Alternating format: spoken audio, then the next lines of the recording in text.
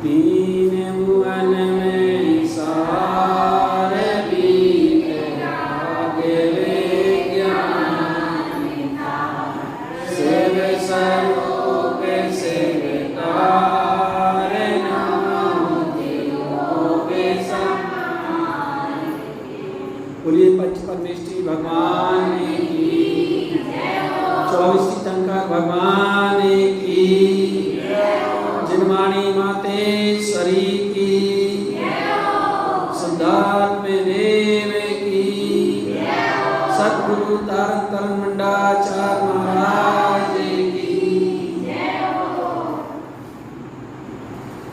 दूसरी ढाल के अंतर्गत प्रथम ढाल में जैसा कि चारों गतियों का वर्णन, पहली ढाल में चारों गतियों के दुखों का वर्णन किया गया है ना। विषय वस्तु उसकी इस प्रकार है। पहली ढाल में चारों गतियों के दुखों का वर्णन किया गया है। दूसरी ढाल में चारों गतियों में परिभ्रमण का, चारों गतियों में भटकने का कारण क्या है, तो वो कारण है मिथ्या। तो दूसरी ढाल में मिथ्यात्व का वर्णन किया गया है। तीसरी ढाल में इस चारों गतियों में परिभ्रमण का कारण मिथ्यात्व है, तो इन चारों गतियों में परिभ्रमण से बचने का उपाय क्या है, तो तीसरी ढाल में सम्यक का वर्णन किया है कि भाई जो है चारों गतियों के परिभ्रमण से बचना है तो सम्यक को प्राप्त करके सम्यक को प्राप्त करो। तो सम्यक दर्शन का वर्णन तीसरी ढाल में जो है सम्यक दर्शन का वर्णन किया गया है। और सम्यक दर्शन के साथ साथ सम्यक ज्ञान होता है, तो चौथी ढाल में सम्यक ज्ञान का और एक देश श्रावक के अनुग्रहों का वर्णन किया गया है। और इसके बाद जो है पांचवी ढाल में जब वही श्रावक मुनि पद ग्रहण करता है, महाव्रतों को ग्रहण करता है, तो वह जो है 12 भावनाओं का चिंतन करता है। तो 12 भावनाओं का, 12 दीक्षाओं का पांचवी ढाल में वर्णन किया गया है। और छठवीं ढाल में महाव्रतों का कथन किया गया है। दूसरी ढाल में मिथ्यात्व का वर्णन किया गया है। तो मिथ्यात्व के दो भेद कहे थे कि अग्रीत मिथ्या और गृहीत मिथ्या। जो अनादिकाल से जीव के साथ लगा चला आ रहा है उसे कहते हैं अग्रीत मिथ्या। इस देह के साथ कर्तृत्व बुद्धि, ममत्व बुद्धि, भोक्तृत्व बुद्धि, उसे अग्रीत मिथ्या कहते हैं। और जो इसी जन्म में, मनुष्य जन्म में खोटे गुरु आदि की संगत में पढ़ करके जो जीव खोटा ग्रहण कर लेता है उसे गृहीत मिथ्यात्व कहते हैं, है ना। तो मिथ्यात्व के दो भेद हैं, अग्रीत और गृहीत। और इन दोनों के तीन भेद हैं। इन दोनों के तीन भेद हैं, अग्रीत मिथ्या दर्शन, अग्रीत मिथ्या ज्ञान और अग्रीत मिथ्या चारित्र। ठीक है ना। और गृहीत मिथ्या दर्शन, गृहीत मिथ्या ज्ञान और गृहीत मिथ्या चारित्र। आगे इसका सारा वर्णन करेंगे। अभी पहले यहाँ पर अग्रीत मिथ्यात्व का वर्णन कर रहे हैं। तो अग्रीत मिथ्यात्व के अंतर्गत पहले अग्रीत मिथ्यात्व की परिभाषा बता दी, स्वरूप बता दिया। क्या है? जीवादि प्रयोजन भूत तत्व सर्वदेह तिमाही में पर्याप्त है ना। जो प्रयोजन भूत जीवादि 7 तत्व हैं उनका विपरीत सिद्धांत ये अग्रीत मिथ्या दर्शन कहलाता है ना। अब जो है प्रयोजन भूत जीवादि 7 तत्व हैं उनका विपरीत सिद्धांत अग्रीत मिथ्या दर्शन है। और अब एक एक तत्व का विपरीत सिद्धांत बनाएंगे, क्योंकि प्रयोजन भूत 7 तत्व है ना। तो 7 तत्वों का एक तत्व का विपरीत सिद्धांत क्या है ये बताएंगे। पहले इस दूसरे छंद की दूसरी लाइन में पहले जीव का स्वरूप बता दिया। कल अपन ने समझा था कि चेतन को है उपयोग रूप, बिनमूढ़ मूढ़त रूप। तो जीव का क्या स्वरूप है, यानी आत्मा उपयोगमयी है। जैसा कि तत्वार्थ सूत्र में भी आया ना, उपयोगो लक्षणम, जीव का लक्षण क्या है, उपयोगमयी है ना। बिनमूढ़त वह अमूर्तिक है और चिन्मूढ़त चैतन्यमय है। अनूप मतलब अनुपम है। अनुपम कैसा है, जिससे किसी की उपमा नहीं दी जा सकती ऐसा अनुपम है ना। तो ये स्वरूप बताया कि वह उपयोग आत्मा कैसा है, उपयोगमय है, अमूर्तिक है, चैतन्यमय है और अनूप है मतलब अनुपम है, इसकी किसी से उपमा नहीं दी जा सकती। ये ऐसा हमारा आत्म स्वरूप है, लेकिन ये जीव ऐसा नहीं मानता, ये इसकी भूल। तो यहाँ पर और अगले छंद में कह रहे हैं कि पुद्गल धर्म धर्म काल इनते न्यारी है जीव चाल। पुद्गल आकाश, धर्म अधर्म और काल। पुद्गल मतलब आकाश, धर्म मतलब धर्म द्रव्य, अधर्म मतलब अधर्म द्रव्य, काल मतलब काल द्रव्य। इनते न्यारी है जीव चाल, इससे जीव की चाल अलग है, भिन्न है। चाल मतलब समझते हैं? चाल का मतलब क्या है बता? चाल का मतलब चलना, सीधी सीधी बात। अब कोई टेढ़ी चाल चलता है, कोई सीधी चलता है, और किसी किसी को तो पता ही नहीं चलता कौन सी चाल चल रहा है। ऐसा ही होता है ना? जे तो न्यारी है चाल, जीव से इन पुद्गल अजीव द्रव्यों की चाल भिन्न है, क्योंकि जीव तो ज्ञान दर्शन वाला है, उपयोगमयी है, और इसकी उपमा नहीं दी जा सकती है। ऐसा है, उपमा ही नहीं की जा सकती। भाई कैसे करोगे उपमा, कैसे करेंगे? क्योंकि जीव तो अरूपी है ना, और अरूपी तत्व की रूपी पुद्गल से, पुद्गल वर्गणाओं से, तुमको तो भाषा क्या है? पुद्गल है ना। जब दो पुद्गल परमाणु आपस में टकराते हैं तो भाषा का जन्म होता है। एक नहीं, दो टकराते हैं तो भाषा का जन्म होता है। पुद्गल के परमाणु में भाषा वर्णा है ना, 23 प्रकार की है, 23 प्रकार की पुद्गल वर्णा में 5 प्रकार की ग्राह है। ग्राह पुद्गल वर्णा तो 5 प्रकार की ग्राह पुद्गल, शेष 18 प्रकार की अग्राह पुद्गल वर्णा। ग्राह का मतलब जो ये जीव ग्रहण करता वो ग्राह है। अग्राह का सीधा सीधा अर्थ है कि जो इसको ग्रहण नहीं करता वो अग्राह। तो आहार वर्णा, भाषा वर्णा है ना, मनोवर्णा, तेजस वर्णा, कारमान वर्णा, इनको ग्रहण करता है। आहार वर्णा से ये जो है हमारे शरीर का निर्माण होता है। आहार वर्णा से शरीर का निर्माण होता है, और भाषा वर्णा से भाषा का निर्माण होता है। मनोवर्णा से मन का निर्माण होता है। तेजस वर्णा से ये तेजता उत्पन्न करने में सहाय होती है शरीर। तेजता उत्पन्न, इसी से तेजता है ना भाई, देखो अभी तेजता है, और इस शरीर से आत्मा निकल जाएगी तो देखो कैसा निस्तेज हो जाएगा, निस्तेज हो जाता है। हमने देखा एक जन को कि हमारे सामने खत्म हुआ, मृत्यु हुई उसकी, और जब मृत्यु हुई तो बिल्कुल बढ़िया प्रसन्न चेहरा था, आंखें भी बढ़िया ऐसी की जैसे खुली हुई, और एक घंटे के आसपास से थोड़ा ज्यादा हुआ होगा, और फिर हमने देखा अरे वो तो ऐसी सुकड़ नहीं थी आंख में, तो कुछ रह ही नहीं रहा था आंख में। तो ये है, यानी वो तेज जो तेजस शरीर है ना, उससे इस शरीर में तेजता उत्पन्न होती है ना, तेजस।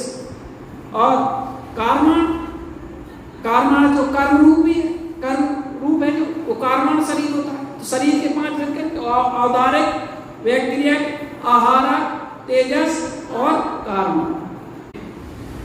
तो ये गिराह है, और उस जो मनोवर्णा है ना, मनोवर्णा मतलब इन मनोवर्णा से मन का निर्माण होता है, और भाषा वर्णा से भाषा का निर्माण होता है। तो उस उद्गत वर्णा से अरूपी तत्व का वर्णन कैसे किया जा सकता है?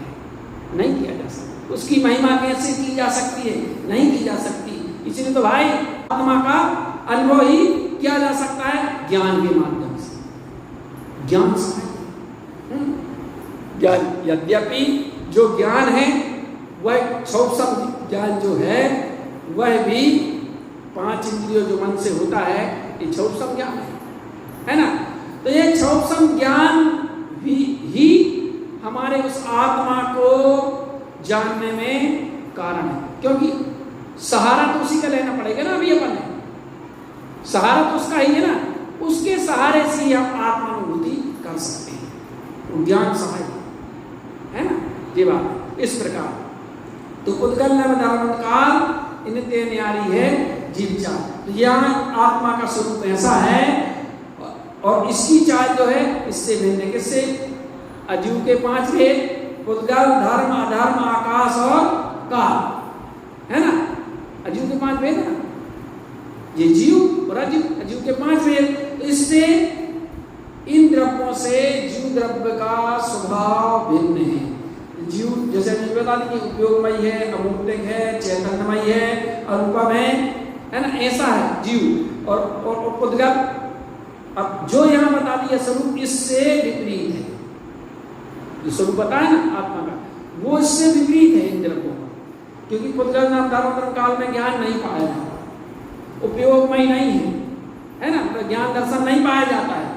और इसमें यद्यपि उद्गल द्रव्य मूर्तिक है, बाकी द्रव्य अमूर्तिक है, तो अमूर्तिकपना तो अन्य द्रव्यों में पाया जाता है उद्गल को छोड़ करके, बाकी सभी अमूर्तिक ही है, 5 द्रव्य अमूर्तिक ही है ना, लेकिन ज्ञान दर्शन नहीं पाया जाता जो विशेष, ठीक है ना।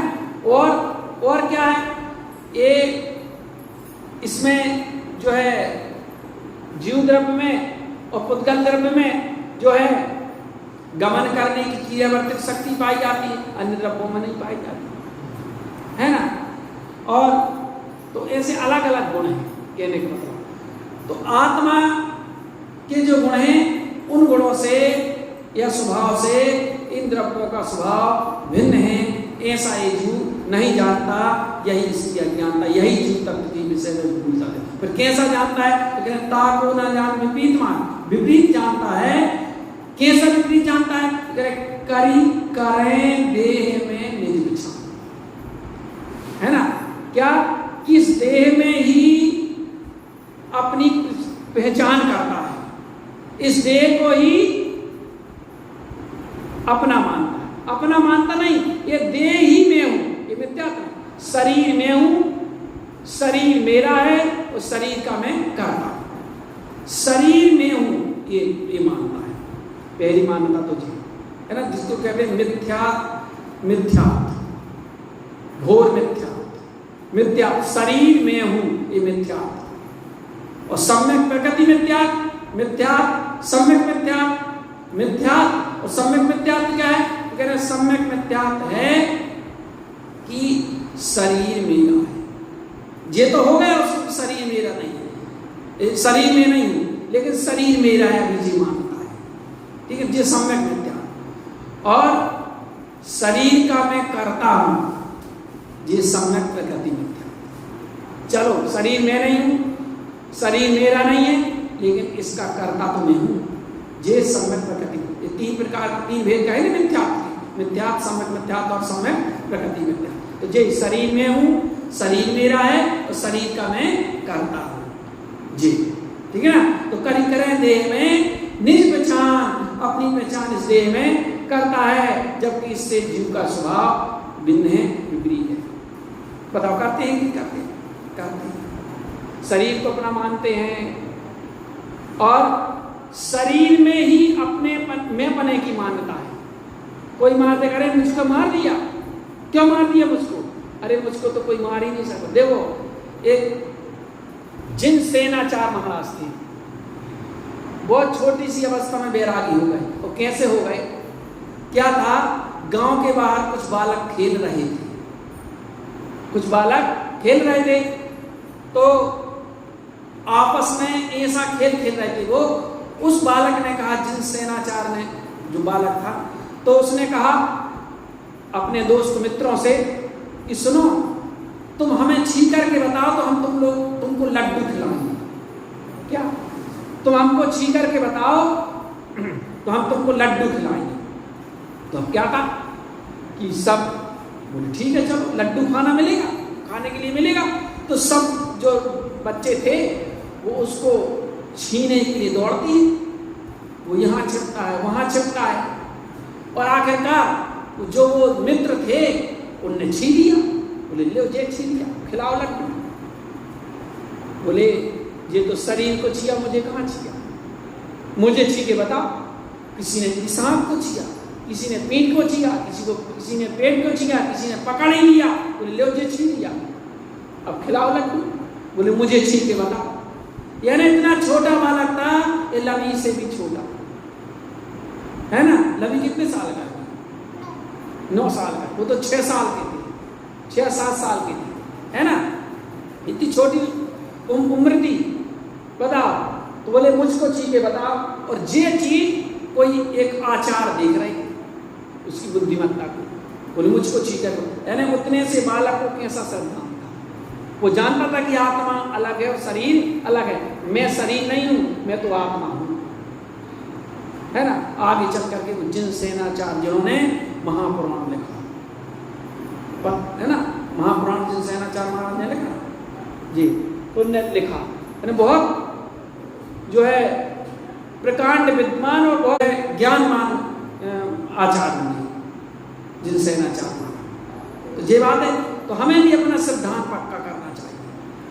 देखो ये तो हमें पता है, अपन को ग्रंथों के माध्यम से ये तो हमें पता चल ही रहा है कि भाई आत्मा अलग है, शरीर नहीं। और अपन देख भी रहे इतनी विवेक बुद्धि अपने पास है कि भाई आत्मा ये से शरीर से जब यह आत्मा निकल जाता है तो इसकी क्या दशा होती है ना। इसको जला देते हैं, इसको, यानी आप ये सोच लो, एक जन उनकी हमने देखा बनती, वो क्या कहते हैं, आरती आती, वो हमें याद नहीं आ रहा थी, हमको ठठरी याद आ रहा था। तो आरती बन रही थी। तो पहले आरती में वो कपड़े उतार के दूसरे कपड़े नहीं पहनाते, दूसरे कपड़े पहनाते हैं।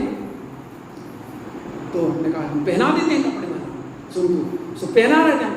तो एक जन अच्छे से पहना रहे थे आपका भाई।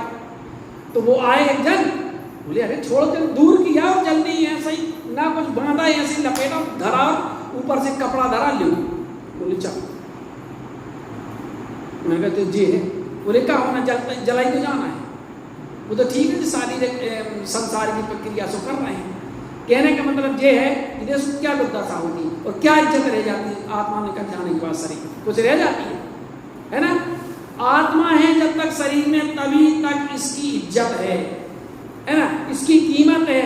जिसकी कीमत उसकी खबर नहीं है और जड़मोह में है गाफिल, खुद की फिक्र नहीं है।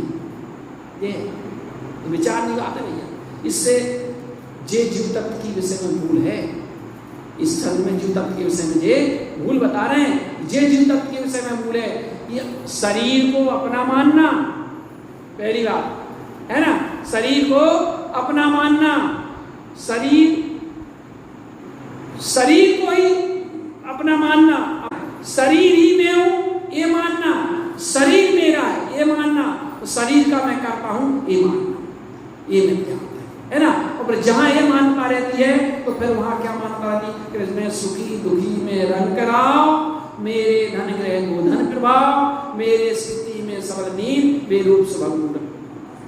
तो शरीर मेरा है तो फिर मैं सुखी हूं, मैं दुखी हूं, मैं राजा हूं, मैं गरीब हूं, मेरा धन पैसा है, मेरा मकान आदि है, और मेरा जो है धन पैसा गाय भैंस आदि है, मेरा इतना प्रभाव है। ये है ना कि मैं सुखी दुखी में रंग कराओ, मेरे धन गए गोधन प्रभाव, मेरे सुतलिए में सबल दीन, बेरूप सुभग मूरख प्रवीण। ठीक है कि मैं सुखी हूं, मैं दुखी हूं। देखो छंद में देखो मिला, मैं सुखी हूं, मैं दुखी हूं, मैं गरीब हूं, मैं राजा हूं, मेरे धन है, मेरे ग्रह है, मेरे गाय भैंस आदि है, मेरे धन है, मेरा इतना प्रभाव है, मेरे सुत पुत्र आदि हैं, मेरी स्त्री है, मैं सबल मतलब बलवान हूं, मैं दीन मतलब निर्बल हूं, मैं बेरूप मतलब मैं कुरूप हूं, सुभग मैं सुंदर हूं, मैं मूर्ख हूं, मैं चतुर हूं। जबकि किससे किससे पहचान करता है? इससे पहचान करता है, शरीर से ही पहचान करता है कि मैं सुंदर हूं, मैं कुरूप हूं। आत्मा सुंदर है, आत्मा कुरूप है, आत्मा दुखी है, आत्मा सुखी है। संसार के अपेक्षा से बात करो, उसमें तो अनंत सुख भरा है, अतीन्द्रिय सुख है, लेकिन ये सुख नहीं है, इंद्रिय जन सुख नहीं है, उससे कोई उसका संबंध नहीं है ना? बताओ, ये आत्मा के घर मकान भी है क्या? किसी आत्मा के घर मकान देखे क्या? तो ये मान्यता जो है, जहाँ शरीर में पने की मान्यता होती है, ये तो ही सारी चीजें होती हैं। और जहाँ में पने की मान्यता चली जाती है तो फिर सियालनी खा रही है, कोई मतलब नहीं। अपन तो कहते अरे बेचारे, बेचारे नहीं हो, है ना? अपन मोही और रागी हैं, इसलिए ऐसा सोच रहे हैं। वो बेचारे नहीं, वो तो धन्य है, वे धन्य हैं, वे बेचारे नहीं हैं। और वो तो आनंद में है, क्योंकि उन्हें तो फिक्र ही नहीं है शरीर की। शरीर की फिक्र होती तो बता, मच्छर थोड़ा काट लेता है तो फिक्र रहती तो काट स्थिति बनती है। शरीर की फिक्र ही नहीं है, शरीर की फिक्र तो छोड़ो, होश ही नहीं, शरीर की मानता ही टूट गई। मैं आत्मा हूं, फिर घानी में पेट लिया, गरम गरम आभूषण पहना दिए, है ना? बताओ, है ना? किनको पहनाए थे? पांडवों को। गरम गरम सिगड़ी किसको बनाए? वज्र कुमार, गज कुमार, गज कुमार के ऊपर सिगड़ी रख दी उनके ही ससुर ने, जलती हुई, है ना? उस बालों की बनाई सिगड़ी, और उसमें बालों में कोयला रखा और जला दी, घानी में पेल दिया। अब विचार करने वाली बात है, बताओ। तो क्या अपन कह रहे हैं कैसा कष्ट? अरे बिल्कुल कष्ट नहीं, वो तो और वो पीड़ा दी उनने, तो वो और अपने स्वरूप में ऐसा उतरे कि फिर वो बाहर आई नहीं, है ना? तो वो तो उनके लिए तो वो बहुत उपकारी हो गए। वे तो उन्होंने उनको अपना उपकारी माना। धन्य है तुम, धन्य है तुमको। गुरु महाराज को नदी में डुबा रहे हैं, वो मल्ला है, नदी में मल्ला डुबा रहे हैं, और देखने गए शिष्य उनके, बोले अरे मुझे छोड़ो, तो उनको देखो, उनको देखो तुम, है ना? विष पिलाया, लेकिन उन्होंने किसी प्रकार की कोई प्रतिक्रिया नहीं।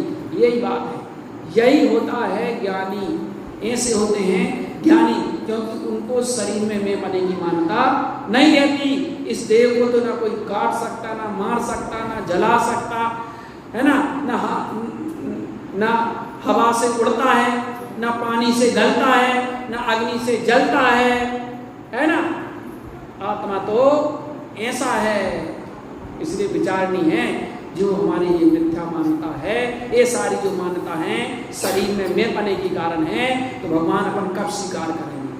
अपन को जब हम बार बार इसका चिंतन करेंगे, विचार करेंगे, तब हमारी मान्यता, शरीर जनित जो मान्यता है वो टूटेगी। निरंतर अभ्यास करें, जितना हो सके सुबह शाम जब भी समय मिले थोड़ा बैठ करके ये विचार जरूर करें। आत्मा शरीर को भिन्न भिन्न देखने का प्रयास करें, और ये श्रद्धा दृढ़ करें, पक्का करें कि मैं आत्मा हूँ, शरीर।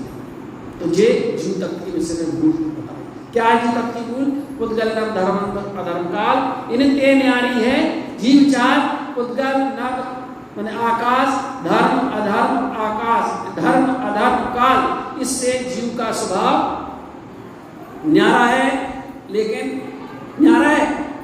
ऐसा नहीं जानना, ये जीव तत्व के विषय में विपरीत श्रद्धान है। ठीक है, चलिए। और इसके बाद अजीव तत्व के विषय में विपरीत श्रद्धान ये 5वें छंद में कह रहे। 5वां छंद सब लोग पढ़ेंगे जरा अच्छी स्वर से। तन उपजत अपनी उपज जाने, तन न सक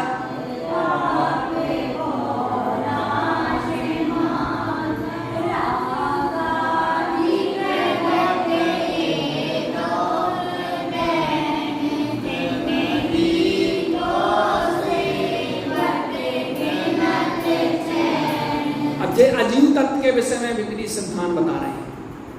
ठीक है, कि तन उपजत, तन मतलब क्या होता है? शरीर, ठीक है ना? उपजत मतलब उत्पन्न होना, तो शरीर का जन्म होना, तन उपजत अपनी उपज जान, तो शरीर के जन्म को अपना जन्म मानना, तन उपजत अपनी उपज जान, शरीर के जन्म को अपना जन्म मानना। कितना सरल है, देखो छेड़ा पूरा स्पष्ट अपने बिल्कुल सामने झलक रहा है क्या कह रहे हैं। और तन नसत आपको नाश, शरीर के नाश को अपना नाश मानना, है ना? तो शरीर के जन्म को अपना जन्म मानना और शरीर के नाश को अपना नाश मानना एक अजीब तत्व के विषय में विपरीत श्रद्धा। एक छंद में नहीं, एक लाइन में जो है अजीब तत्व का संधान बता दिया। ये विशेषता छेड़ा है, इसलिए गागर में सागर नहीं। विद्यानंद महाराज थे, वो कहते थे कि भाई राई के दाने में छेद करो, सरसों के दाने में छेद करो और उसमें सागर भर दो, ऐसा ही छेड़ा जी कहते थे, है ना? किसी ने कहा भाई ये छेद डाला, तो भट्टी जी ने कहा कि छेद डाला तो गागर में सागर है। सो अब विद्यानंद जी महाराज क्या कह रहे हैं कि भैया गागर में सागर नहीं, गागर मतलब गगरी में भर लो सागर, वो नहीं, तो सरसों के दाने में सुई से छेद करो और उसमें सागर भर दो, ऐसा है छेद डाला, ऐसा है ना? तो तन उपजत अपनी उपज जान, तन नसत आपको नाश मान, शरीर के जन्म को अपना जन्म मानना और शरीर के नाश को अपना नाश मानना, यही अजूब तत्व के विषय में विपरीत श्रद्धा ने दिया, है ना? कि भाई मेरी मृत्यु हो जाएगी, ऐसा है ना? अरे वो मर गया, मतलब वो मरता है। क्या था? बाली था ना, कि बाली ने सुग्रीव की पत्नी का हरण किया था, मतलब अपने जैन धर्म के अनुसार ऐसा नहीं है, बाली का वध किया, ऐसा जैन धर्म में है ही नहीं, वो तो मोक्षगामी जी है ना, उसी भाव से तब भाव मोक्षगामी थी। तो वध किया, उनको मारा, तो उनकी पत्नी रो रही थी, उसकी पत्नी रो रही थी बैठ करके। तो अब रामचंद्र जी से कहा कि प्रभु थोड़ा उनको संबोध दो, वो बहुत परेशान और बहुत रो रही है। तो रामचंद्र जी आए, तो बोले क्यों रो रही हो? रामचंद्र जी ने कहा उससे कि क्यों रो रही हो? तो वो क्या बोले? तो रामचंद्र जी ने कहा कि तुम इसके लिए रो रही हो कि जो वो चला गया उसके लिए रो रही हो?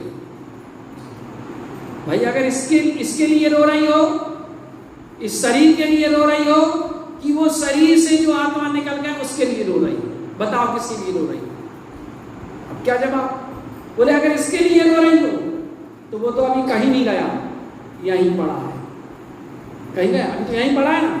अगर इसके लिए रो रही हो तो वो तो यहीं पड़ा है, कहीं गया नहीं, रख लो सुखा के। क्यों रो रही हो भाई? अगर इसके लिए रो रहे तो सुखा के रख लो, रख सकते हो, सुखा करके कोई रख सकता है? अगर इसको अपना मान रहे हो, इसको अपना मान रहे हो, तो भाई जो हमारे सगे संबंधी हैं, जो साथी हैं, है ना, और वो उससे उस शरीर से आत्मा निकल जाए तो वो शरीर को सुखा करके धर लो। ऐसा होता है? धरा जा सकता क्या?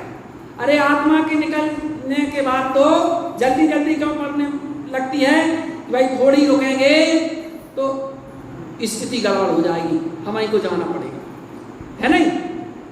जो भाई जल्दी जल्दी बात, तो अगर इसके लिए रो रही तो ये तो यही है, और अगर उसके लिए रो रही हो जो निकल के चला गया तो वो तत्व तो अजर अमर अविनाशी है, उसका तो कभी मरण होता नहीं है, उसने तो केवल पर्याय बदली है, इस पर्याय को बदली, दूसरी पर्याय को उसने ग्रहण कर दिया। तो बताओ, अब जो मरा नहीं है उसके लिए क्यों रो रही हो? वो तो है, उसका नाश नहीं हुआ, बस क्षेत्र से क्षेत्रांतर हुआ है, इस क्षेत्र से दूसरे क्षेत्र में चला गया, बस इतना ही हुआ है, लेकिन वो मरा नहीं है। फिर वो समझी, कहने का मतलब है ना? लेकिन अपने में जैन धर्म में ऐसा है ही नहीं है। जैन धर्म के अनुसार तो वो तद्भव मोक्षगामी थे, है ना?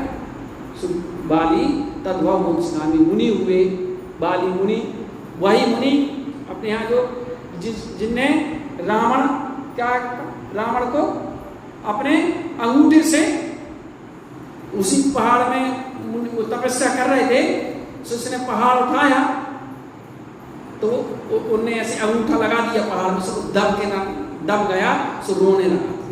इसीलिए रावण नाम कहते हैं पड़ गया उसका, ऐसा उसका रावण नाम पड़ा। तो बाली इतना मतलब बलवान था, है ना जी बात।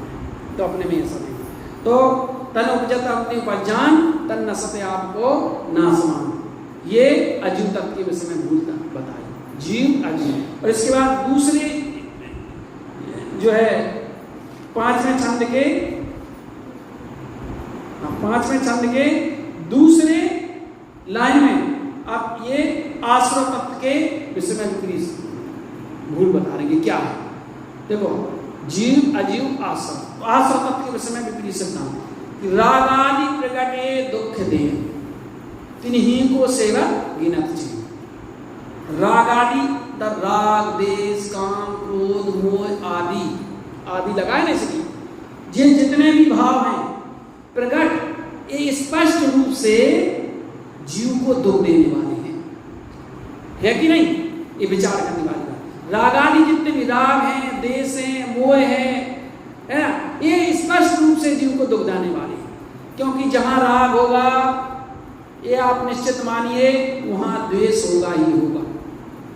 बगैर द्वेष के राग रहता ही नहीं। जहां राग होगा वहां द्वेष होगा ही होगा, है ना, ये बात है। तो और इसके बाद काम क्रोध मोह माया आदि जो है वो सब दुखदायी हैं, उसी की पर्याय है सब। देखो अभी एक दिन बताया था ना कि परिवार के कारण क्या होता है? मोह होता है। परिवार के कारण मोह होता है, शरीर के कारण राग होता है, और धन संपत्ति के कारण द्वेष होता है। झगड़े की जब तीन जर जोरू और जमीन, ऐसे कक्का लोग कहा करते हैं। झगड़े की जब तीन जर जोरू और जमीन, झगड़े की जब तीन नहीं तो है ना, बताओ। तो विचारनी बात है। तो राग आदि प्रकटे दुख ने, राग देश आदि जितने भी भाव हैं वो इस जीव को दुख देने वाले हैं, लेकिन ये जीव तिन्हीं को सेवन गिनत चाहिए। इसी का वह सेवन करता है और अच्छा मानता है, करता है ना भाई। गुस्सा क्यों करते हैं अपन? गुस्सा क्यों करती है? कि हमें अच्छा, क्या हमें सुख मिल जाएगा। किसी से द्वेष क्यों करते हैं? कि हमें सुख मिल जाएगा, लेकिन मिलता। क्रोध क्यों करते हैं? कि हमें सुख मिल जाएगा, लेकिन मिलता है ना, नहीं मिलता। क्रोध को तो अग्नि को उपमा दी ना, क्रोध अंधा होता है ये तो कहा, और क्रोध को अग्नि को उपमा दी है। जैसे अग्नि होता है ना, तो आग को अगर हाथ में उठाओ तो क्या होगी? पहले अपना ही हाथ जलता है, अपना ही जलेगा ना हाथ पहले, फिर दूसरा उसकी भाग है जले तो जले पहले, लेकिन अपना पहले जल जाए। तो ये इससे सुख नहीं मिलता, इससे सुख मिलने वाला नहीं है, इससे दुख ही मिलता है, ये निश्चित बात है। क्रोध करेंगे आप, क्योंकि क्रोध में व्यक्ति कमजोर हो जाता है, ये नियम है। क्रोध में व्यक्ति कमजोर हो जाता है। क्रिकेट खिलाड़ी होते हैं, क्रिकेट जब खेलते हैं, देखो जब क्रिकेट खेलते हैं तो जो बालर होता है, तो बाल करता है बैट्समैन को, वो बाल करने के बाद थोड़ा क्रोधित होता है, वो ऐसा एक्शन करता है, एक्शन दिखाता है क्रोध का, है ना, दिखाता है ना, कि सामने वाले को क्रोध आ जाए, गुस्सा आ जाए। गुस्सा आ गई तो जे समझो वो कमजोर हो गया। गुस्सा व्यक्ति को कमजोर कर देती है, और गुस्से में अगर शॉट मार दिया तो या तो कैच हो जाएगा या स्टंप हो जाएगा, ये सब होता है। टेस्ट में आ गए, और जो धैर्यवान होते हैं, कुछ भी करता रहा बालर, वो शांति से बिल्कुल शांत रहते हैं, तो देखो वो चौका और चौका और शतक और 1.5 शतक लग जाता है ना, जी बात। तो राग आदि प्रकटे दुख ने इन्हीं को सेवत गिनत चैन, ये आश्रव तत्व का विपरीत सिद्धांत। और आश्रव दुखकार घनेरे, अभी आगे आएगा, बुद्धिबंध ने निर्वेरे, ये आश्रव है, ये आश्रव है ना भाई, राग आदि ये आश्रव है ना, है ना। आश्रव के कितने वेद? 57 वेद हैं। 12 भाव पढ़ देना। पन मिथ्यात योग 15 द्वादश अविरति जानो, और पंचायु 20 कसाय मिले सब संतान में। ये 57 है। 5 मिथ्यात, पन मिथ्यात, योग 15, 12 प्रकार की अवृत्ति, पन मिथ्यात योग 15, द्वादश अवृत्ति जानो, पंचायु 20 कसाय मिले, 25 कसाय, सब संतान जानो, से 57 प्रकार का आश्रय होता है। मतलब ये करने से, इससे ही कर्मों का आश्रय होता है। इसलिए हमें आश्रय से बचना चाहिए। ये आश्रय तत्व के सिद्धांत है। इनको ये जीव अच्छा मानता है, कसाय को अच्छा मानता है, मिथ्यात्व को अच्छा मानता है, और पापों को अच्छा मानता है। अवृत्ति मतलब क्या? पाप, पापों को अच्छा मानता है ना। तो जबकि ये जीव को दुखदाई है, ये आश्रय का विपरीत सिद्धांत है। भाई इनको सुखदाई मत मानो, इनको दुखदाई मानो। भैया क्रोध करेंगे ये हमारे लिए बहुत अहितकारी है। वर्तमान में भी, और जो ज्यादा क्रोध करता है उसको पेट के रोग होते हैं, यानी उसका डाइजेशन गड़बड़ रहता है। क्रोधी व्यक्ति का डाइजेशन गड़बड़ होता है। जिसका डाइजेशन गड़बड़ होगा वो दुबला पतला होगा। ऐसा नहीं, सबको नहीं ले लेना सबको नहीं कह रहे हैं, है ना। कहने का मतलब यह है कि क्रोध आदि दुखदाई हैं, तो क्रोध नहीं करना चाहिए, है ना। क्रोध नहीं करना चाहिए, द्वेष नहीं करना चाहिए, ईर्ष्या नहीं करना चाहिए, कसाय नहीं करना चाहिए, पाप नहीं करना चाहिए, क्योंकि ये दुखदाई है। ये सिद्धांत हमें पक्का कर लेना चाहिए। बोलिए श्री गुरु महाराज की।